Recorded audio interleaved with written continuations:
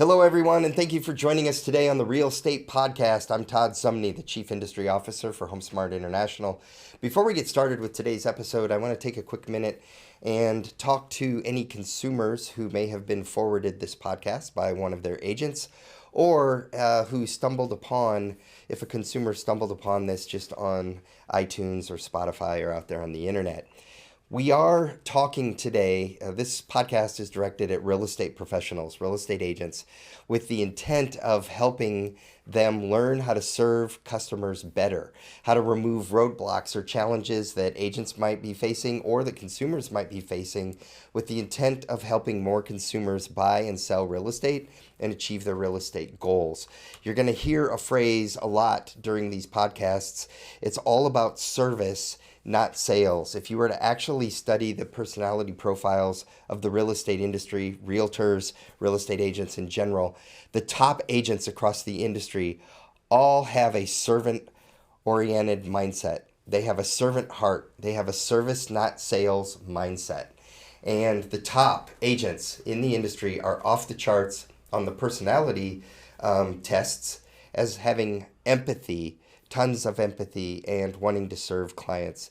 The purpose of that, or why that helps consumers, is they are willing then to send information to you, to share data, information, show you properties, and without necessarily a promise of anything coming back to them in return.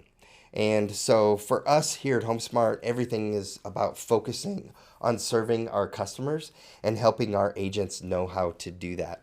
So anything that you hear today on the podcast, please know that that is the intent. Our goal is to help all of you achieve home ownership and to meet your real estate goals, and for our agents to become better at serving you. Hello, everyone, and thank you for joining us today on the Real Estate Podcast. I'm Todd Sumney, the Chief Industry Officer for HomeSmart International, and I am so happy to be joined today by Rich LaRue, our Executive Vice President of Western Brokerage Operations in the Western United States. He also leads the 8th largest brokerage in the United States. Is that correct? That's correct. And Yes. Thank you for the promotion. I just became an executive. I like that. All right.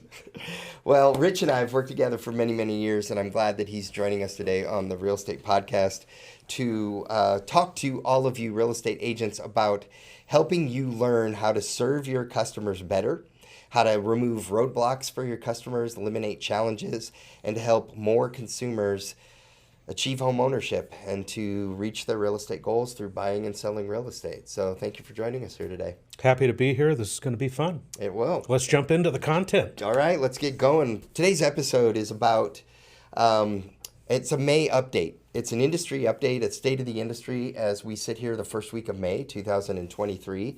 And we're going to talk about data. We're going to talk about trends. We're going to answer some questions that consumers may have about what's going on, that agents may have.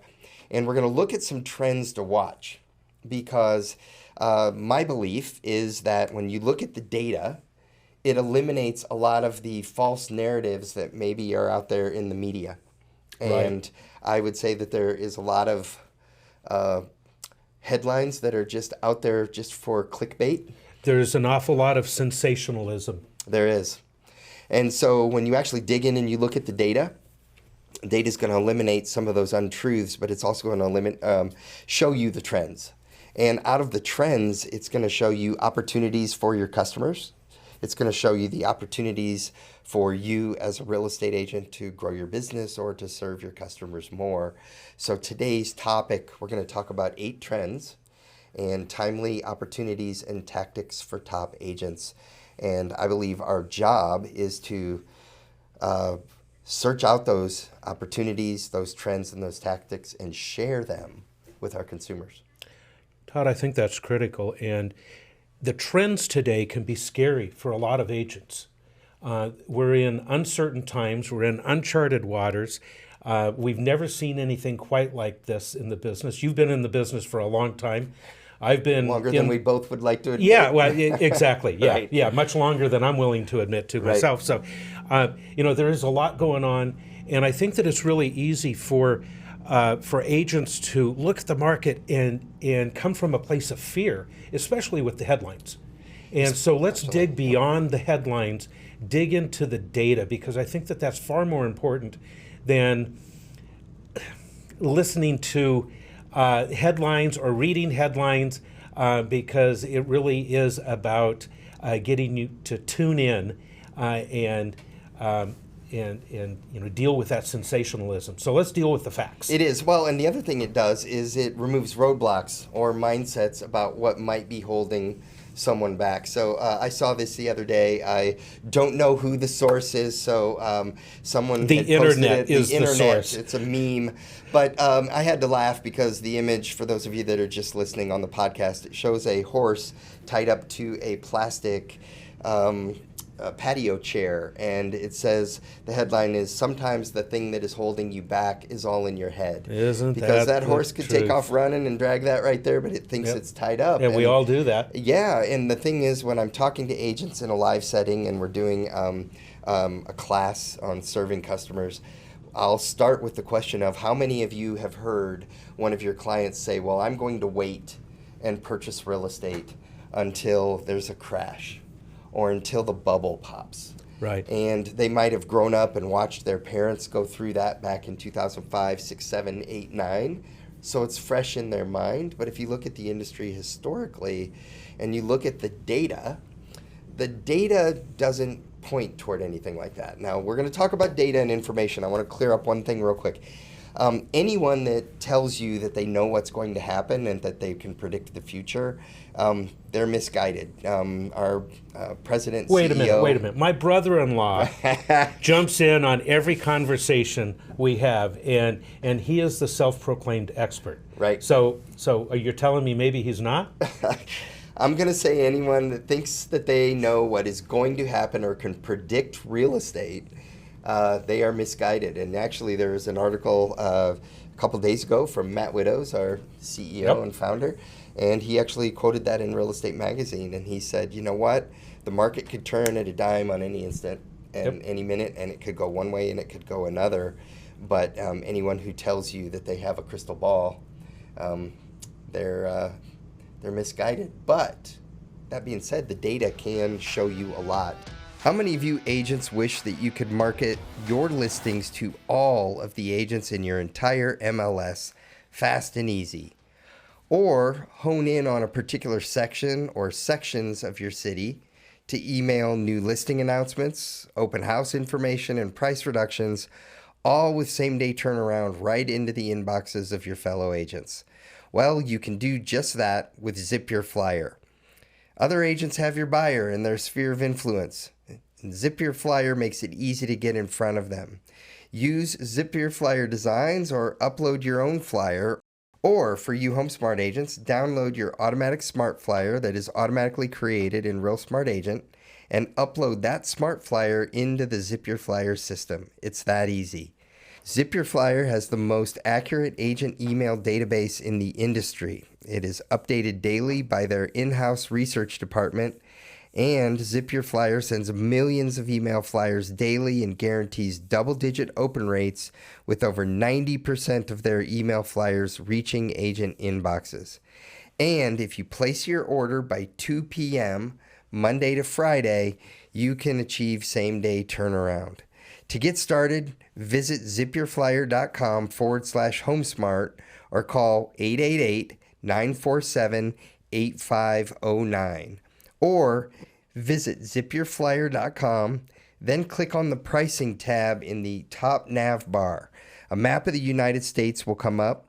Click on your state. It's that easy. You can see the pricing for your entire MLS, for certain sections of your state, or for large metro areas, certain sections of your city. A quick story for all of you before I leave this topic. I was traveling in New Orleans one week, and an agent called into the support desk and they asked, how can I get an entire roster of our MLS so I can market my new listing out to every agent?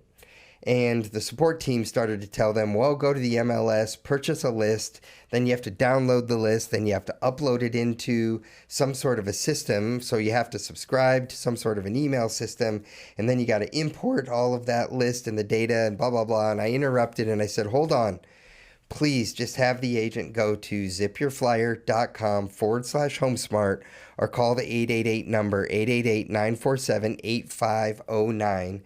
And the Zip Your Flyer will take care of it so quickly for you, and it will eliminate all those steps. And the agent in New Orleans did just that. So they were able to email the entire New Orleans metro area within a few short hours. And I followed up with the agent later. The agent told me that this was such an amazing experience for them, and it was so fast and easy and just so inexpensive. So please engage with Zip Your Flyer. Visit zipyourflyer.com/HomeSmart or call 888-947-8509. Let's look at trend number one, or opportunity number one, is what we've been talking about already, which is about changing your mindset and also changing the mindset of your consumer by empowering them with information and data. And looking at the data to eliminate the fear that you're talking about and to eliminate untruths. And then from there, you can And I think it's really critical. Pardon me for talking over you, but we're talking about mindset. Right. And it is so critical. Everything we do in the real estate business is about our mindset. Right. Our direction, our success, our failure is really predicated on where our heads are at. Yes. Wherever we are in our career, it is 100% mindset. Right. And so I just want to emphasize that point, is that we can spend time working on our mindset. We can, and it doesn't have to be real estate related stuff that we put into our head. But if we're putting good stuff into our head, we're going to get good stuff out. We're going to have a better mindset for all of the challenges that get thrown at us in our life. Right, right. Well, and I guess, and we're part of this desire to talk about this mindset for me comes from flashback to 2 years ago when you had the market was hot. There were lots of transactions. Home prices were going up, and you had a lot of people that sat out. And today they are, meaning that they chose not to purchase, and they actually said, I'm going to sit and wait for home prices to crash for a bubble to pop. And when you look at the data 2 years later, home prices are higher today. And for many of them, home ownership is more out of reach. And that saddens me. And so that's where I have a little bit of a heart of helping more consumers own real estate and not rent. And that's part of where this is coming from. One of my mentors years ago said, don't wait to buy real estate and wait. And if you think you paid too much for real estate, in all likelihood, you probably just bought too early, because the market will catch up. Over time, you can't overpay. Well, even those of us that owned real estate back when there was the bubble, eventually that value all returned and then some. It did. And so that's what we're going to look at. So let's dig in right away. All right. The first graphic that I want to show you is this was created, and actually created by hand, from someone in the real estate industry that I admire heavily. His name is Rob Hahn, H-A-H-N. Rob Hahn. The notorious Rob. The notorious R-O-B. And Rob hand-plotted the home prices. So the blue line that you see there on the screen are home prices. Mm-hmm. And then he also painstakingly plotted the U.S. money supply. And he showed, and he just wrote about this 2 or 3 days ago in his blog. So I am a subscriber. I follow Rob, and I highly recommend any of you real estate agents following Rob, subscribing to his system, and it is well worth the value and the information that he provides. So looking at this chart, like I said, the blue line are home prices. The gold line is the monetary supply. The thing that Rob calls out is that back in 2000, 2003, 2005, 2007, 2009, it had diverged from the monetary supply. It had gone way up higher than the monetary supply in the United States.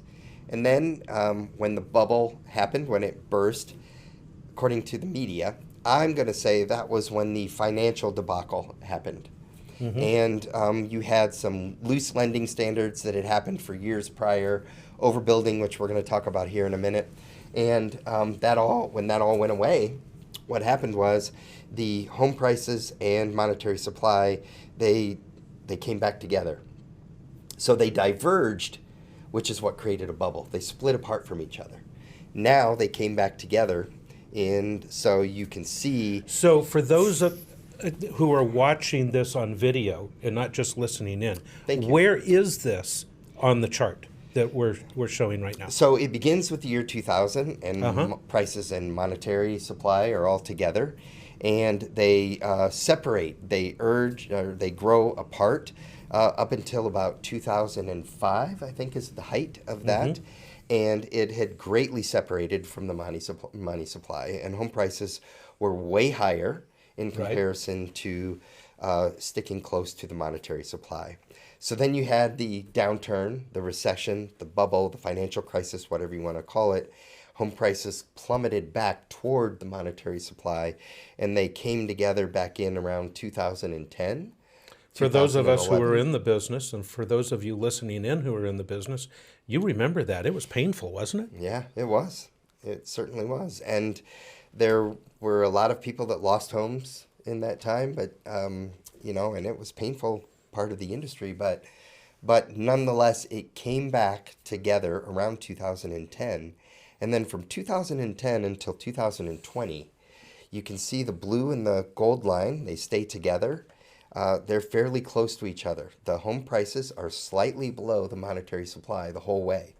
As monetary supply increased over that 10-year time period, home prices gradually increased as well, but they were very close to each other. Then there's a red arrow on the screen showing 2020, COVID, the stimulus. Yeah. So the government institutes a lot of stimulus package. They infuse a lot of money into the system, and monetary supply skyrockets. And so that yellow line on the chart that is spiking upward, and I mean, it goes almost straight up. Yep. That is indicative of the government infusing money. Correct. In other words, printing money to flood into the United States. Correct. And what it created was system. more available the economy. More available money. Yeah. And so, yes, they infused money into the system. And when they did that, home prices skyrocketed, inflation started to take off. Right. And so what happened was interest rates were really low. Again, it was just an infusion of capital into the economy. So then when the Fed wanted to start tightening in 2021, 2022, they tightened the monetary supply. Monetary supply starts to go down. For those of you that are listening, the gold bar that is monetary supply skyrocketed straight up until around 2021, 2022. It starts to come down as they're tightening, and notice that home prices did the same. But notice where we are today. Home prices are actually below monetary supply, but very close. The whole way from 2010 to today, monetary supply and home prices are hand in hand. So when in an most economist... most housing markets, that's exactly what's happening. Now, there are instances in certain markets where prices have dropped substantially. Correct. But really, across the nation, they haven't. They haven't dropped as much as anybody was anticipating, because the Chicken Littles of the world were calling for a 40% crash in prices, or even more. And we haven't seen that. We have not seen that because we did not have the big divergence away from the monetary supply and home prices. They stayed pretty close together. Right. So many would say a bubble was never created. It was an increase in inflation, an increase in home prices that correlated with the money supply. So yes, for those of you that aren't seeing the chart, the home prices have dipped on this chart because we're looking at a national level. Right.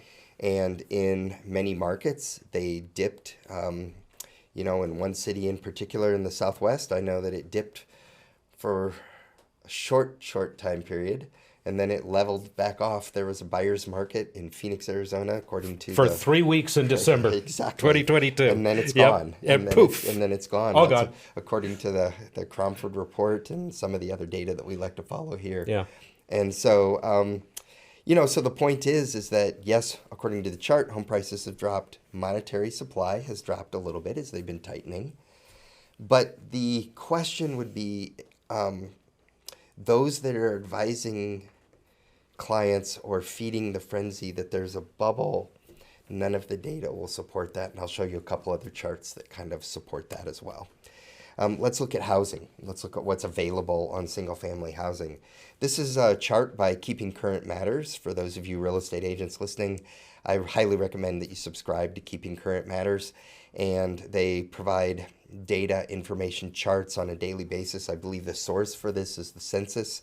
It says right there, source census.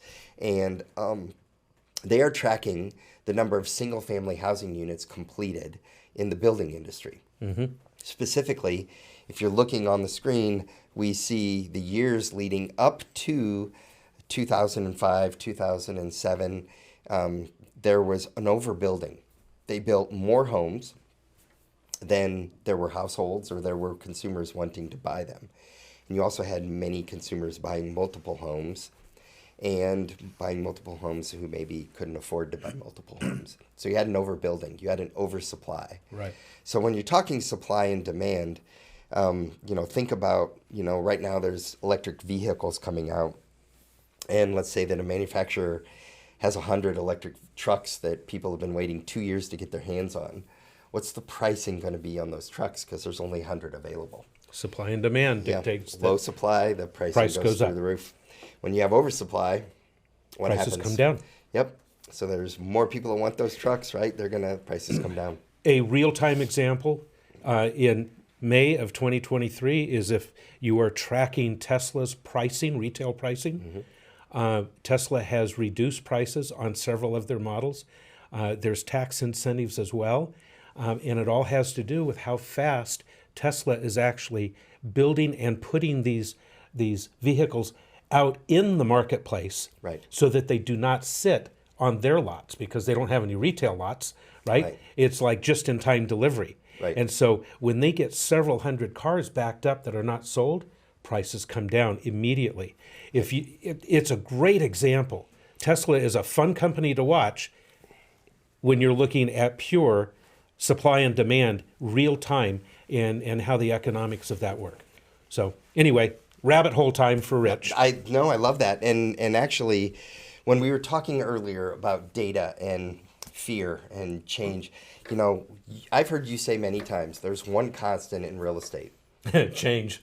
That is the one constant. That's the one thing that will never change. The reason is, and real estate professionals that have been in the industry a long time, they know this. And that's why, in a way, they're a little more calm when the change happens, because it's a little bit of cause and effect. There's more supply, then home prices it's gonna affect the cause, and then home prices are going to react to that. Right. When there's an undersupply, home prices are going to react to that. So you have supply and demand, which is a huge part. You also have affordability. And what is happening, so wages affect affordability, or interest rates affect affordability. So when something goes up, something else goes down.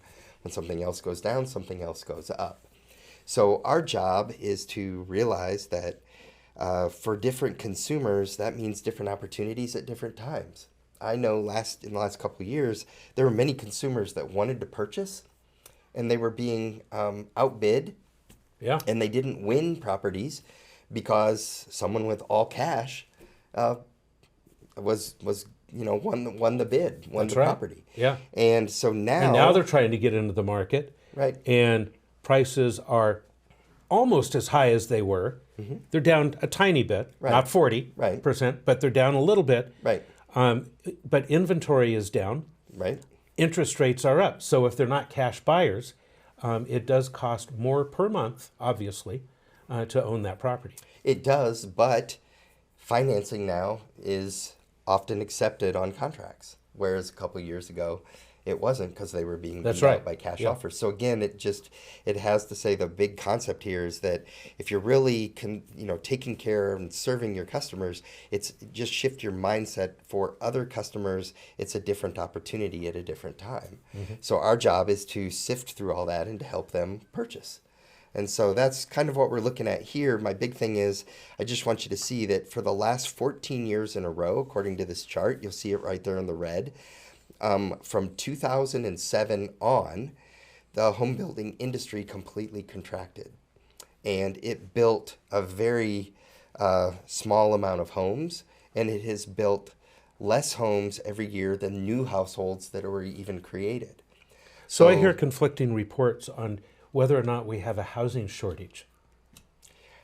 We do have a housing shortage. According to the National Association of Realtors, we have a What, really? That was your next slide? That was my No next kidding? slide. No kidding. Wow. I know. We didn't look at this exactly ahead of time. But that's what it is. I did not look at because- this ahead of time. So I'm going to go back to the other slide. But because we have 14 years of underbuilding, Yeah.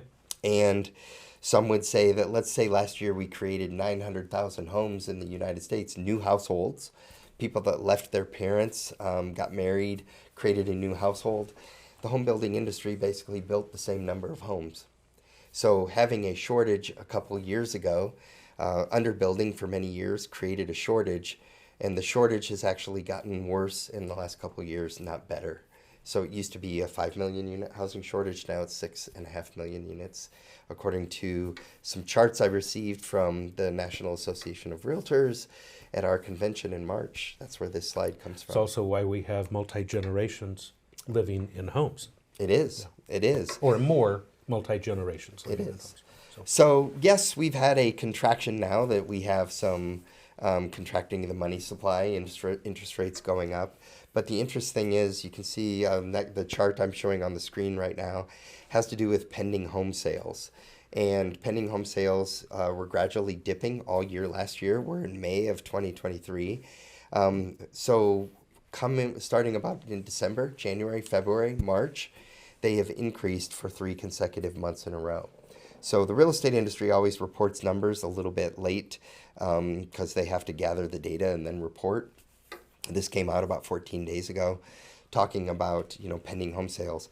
The point to the real estate professionals listening is that they are showing an increase in transactions and an upward trend. yeah, describe this for our podcast listeners who may not be watching the video, because what I see here is sales levels that rival something from a few years ago. It's very similar to what it was pre-pandemic. Yes. Are you saying it's Yeah. really not that bad, Todd? It's It's I'm not as saying bad it's as they're That's exactly reporting? what I'm saying. It's according to the industry, which the next chart will show you. But real quick, one more thing. This was also posted a couple of days ago. I think it's April. 27% or upwards of over a quarter of the transactions right now are being done with cash. So the mortgage interest rates don't even affect the transaction because the homeowner is purchasing the home with cash. Do we have the data to show what that was, say, 3, 4, 5 years ago, what that percentage was? Do you know what that is? I don't off the top of my head. I'm I just believe I curious. do. A chart coming up here in a minute. Because- so let's cool. bust through these real quick because I have You a have a couple. chart for that. I do. You I have have a a chart graph. for that. Imagine so, that. So let's say real quick. I switched the chart for those listening. Annual existing home sales, according to the National Association of Realtors, showing a chart from 2000 to 2022, and you can see that the chart is generally running anywhere between 4 million and 5 million homes a year is probably about the average for the industry. And some years we've gotten upwards of 7 million. 2020, I believe, or 2021, we got upwards of 6 and million plus units. Crazy times. And then we have slowed. Our transactions have slowed. But even as of today, a couple months ago, we slowed down to about 4 million a year. We're back up to about 4.7 million sales a year. But we're in the same range as 2010 through 14. Sorry, Right? I stepped on you.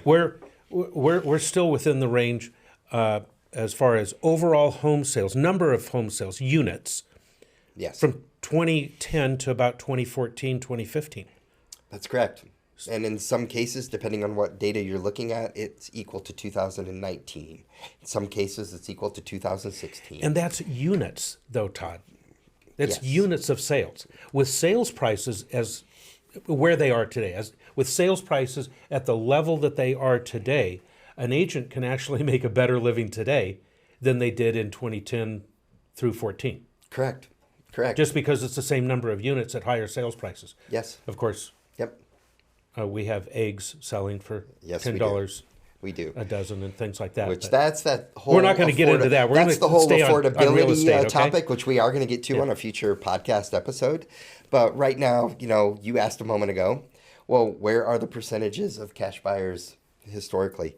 So this is from 2008, basically to 2023. This chart right here, and it shows cash buyers, all cash buyers since July of 2014.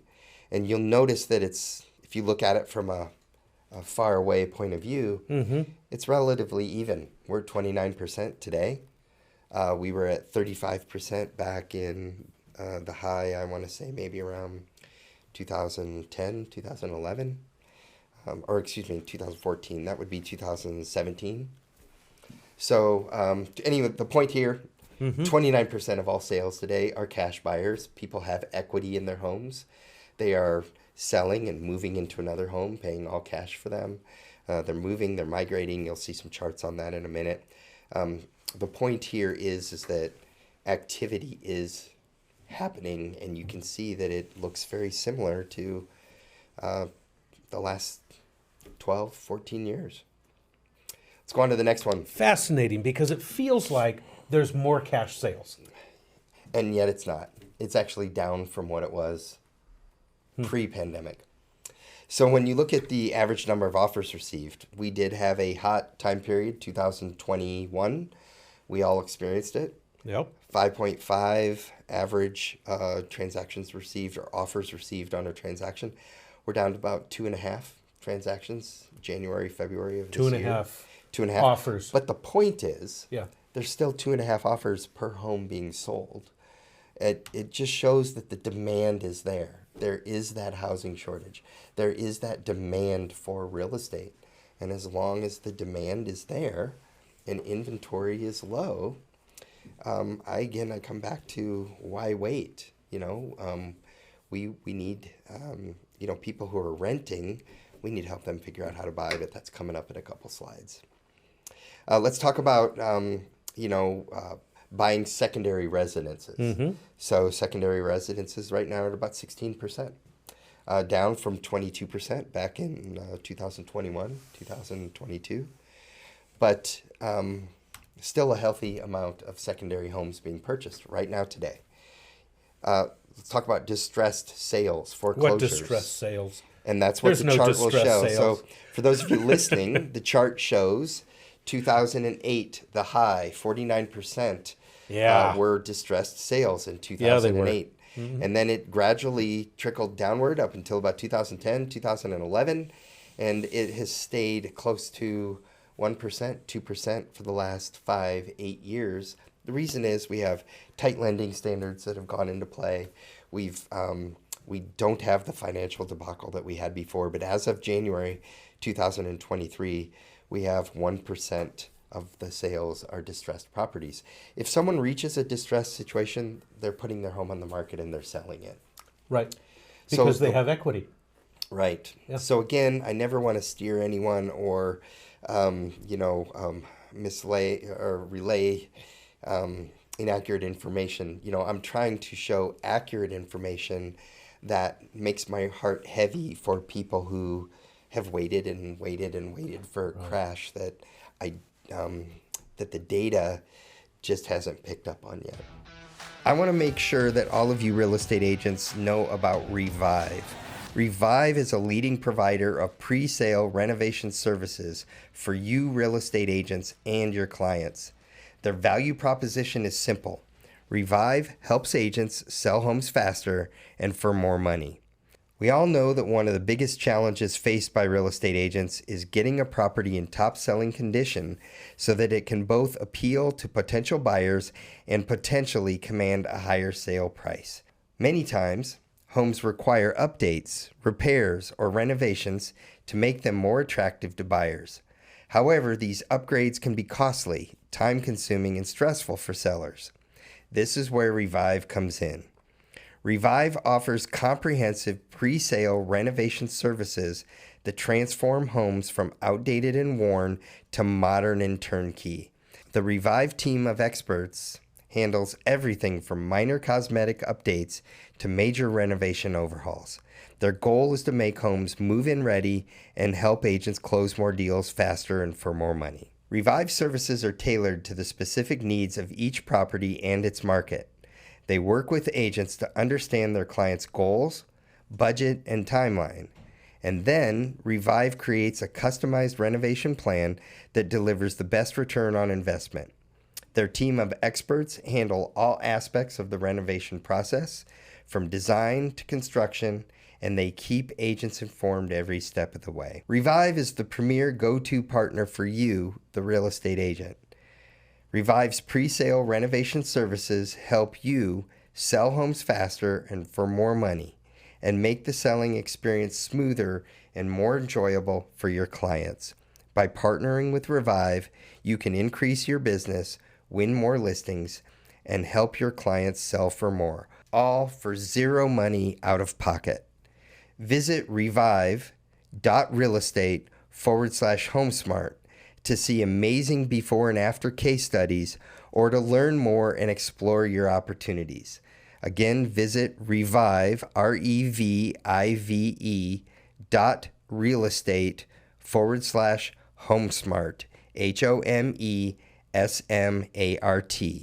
to see amazing before and after case studies or to learn more and explore your opportunities. Or call 855-684-5364 to speak to a Revive team member or to get started today.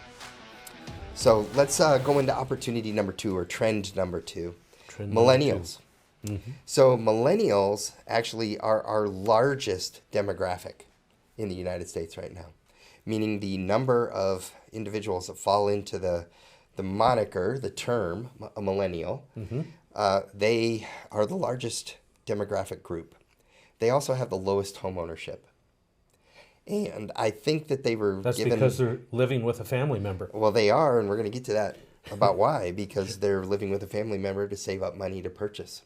And but I think they've gotten a little bit of a bad rap. I listened to some analysts and some economists, and they talk about how oftentimes they're portrayed in the media as not wanting to buy.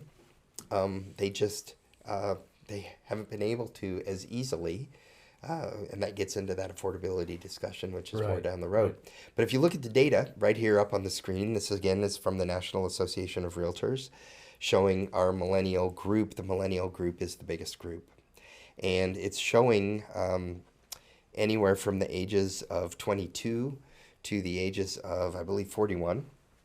And the average age of the homeowner or the home buyer, is actually risen over the last couple of years. And so you'll see that red line going up above the number 36. Yeah. The average age, which is a millennial, is 36 years old.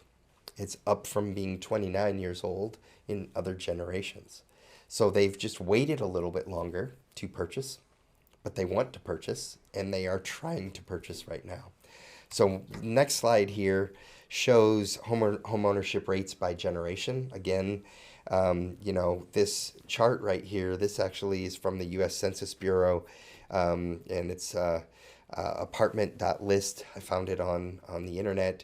Homeowner rates by generation. The baby boomers, 79%, 78% own. The millennial generation, only 47% own. They're the largest group by numbers, but they have the lowest percentage of home ownership. Only 47% actually own. And they are wanting to purchase. And so the next is a screenshot. I was listening to Rob Hahn speak at our Growth Summit meeting. Yep. I took a screenshot real quick from the audience. And when you hone in here, there's some staggering numbers. This was a news article from Bloomberg, titled Millions of U.S. Millennials Moved In with Their Parents This Year. And it talks about there being over 16 million, or is it 18 million? I can't read it. Apologize. Number of It's a big number. millennials. It's a big number. And these millennials moved in with their parents this year with the intent of purchase. And so actually, there's some highlights in red at the bottom. It says that 1 in 4 millennials have actually moved in with their parents. This was in December. So 5 months ago, 6 months ago. So now, then the line below, highlighted in red, said that half of them that have moved in with their parents are wanting to save up money and wanting to purchase. They've moved, or half of them actually have moved in with their parents to save money and purchase and buy a home. It's a big number. It's a massive number. It's a massive number. Wow. So again, for me, that's where I keep coming back to. Our job as realtors is to find a way. So what that means, Todd, is that if you haven't had a millennial move into your house, one of your 3 friends has. Correct. Right? Yes. I'm doing the math in my head and trying to plot this. So that's exactly what's happening. Yeah. And so here we are in May of 2023, and half of those millennials have moved back in with their parents. Let's talk for a minute. I don't have any charts, any graphs. Rents have gone up. I was in Denver 2 days ago. An agent was in the class talking. We were talking about customers. One of our customers just a few months ago, the landlord raised their rent 33%. Gave them 30 days notice to, 45 days notice to accept the raise in rent. And at that point, they don't want to rent. The interest rate on rent is 100%. So 6%, 7%, 8% is way better. That's cheap money when you compare it to rent. So here you have a group of 3 millennials renting a unit. The rent went up 33%, and they jumped in right away to purchase. And one of our realtors in Denver, Nicole, is helping them purchase.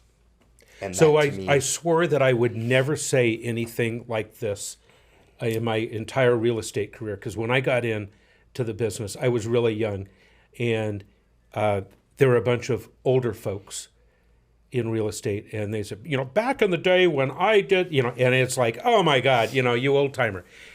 However, I think I'm going to walk that fine line right now, Todd, because my first sale that I made in 1983, in 1983, I made my first sale. Wow. I sold this little house in South Scottsdale to 3 recent graduates, right? They all 3 of them worked for Motorola, and they paid 18.5% on this $90,000 house that they bought from me. Right. Yeah, and I was so smooth. I had all of my closing lines memorized. I had all my scripts down, right? Yep. Yeah. Everything went right out the window. I forgot everything. And my closing line to them was, "Are you sure you want to do this?" I love that. Well, you know what? But you can't stop motivated people. You can't. From doing what they want to do. Correct. And they bought the house. Right. So that brings up a good point, though. You just mentioned 18% interest rates for many that have been around for longer. Yeah. So 6% interest 6%, rates. Yeah. And and even for many years it was 11%, 10%, 9%, 8%. So we literally were dancing in the streets when rates dropped below double digits. When we got to 9.9, we were so excied. Exactly. Yeah.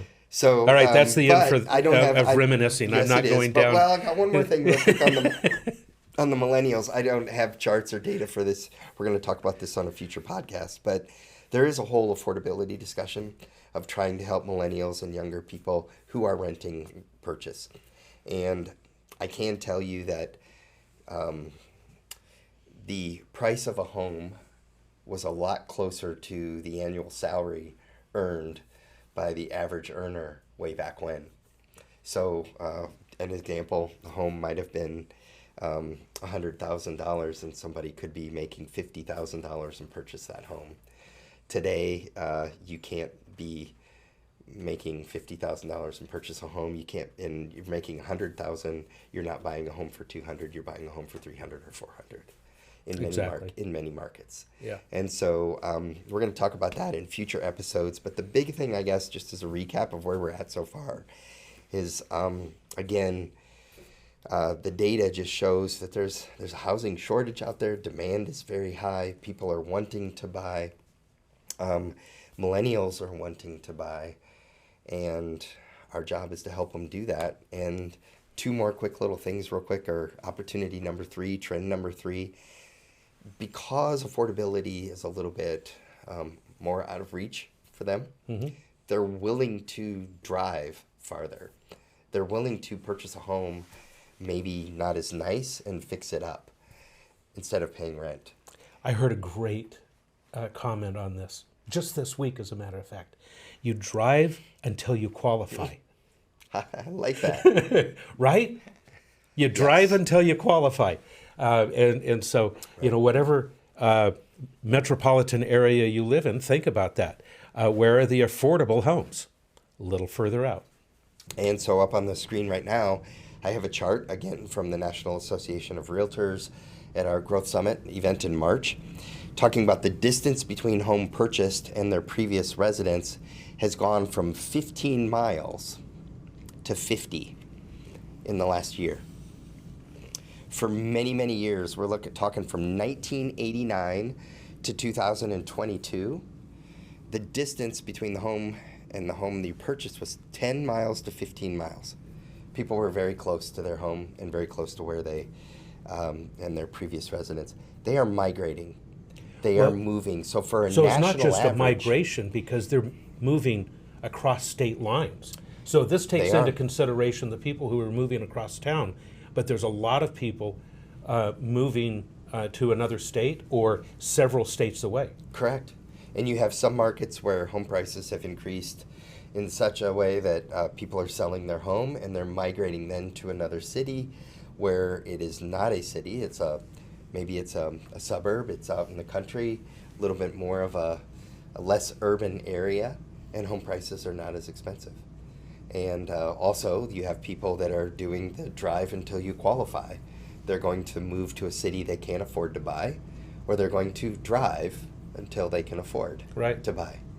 But again, the purpose for me is every source of data I'm looking at is consumers wanting to purchase and wanting to own.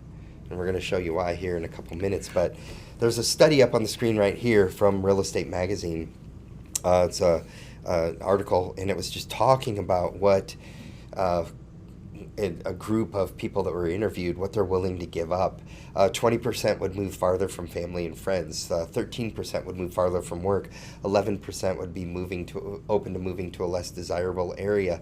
21% would be open to a fixer-upper as a way to, find more affordable housing. The bottom line is, the majority of consumers, you add those up, 80% of the people are wanting, what is the number here?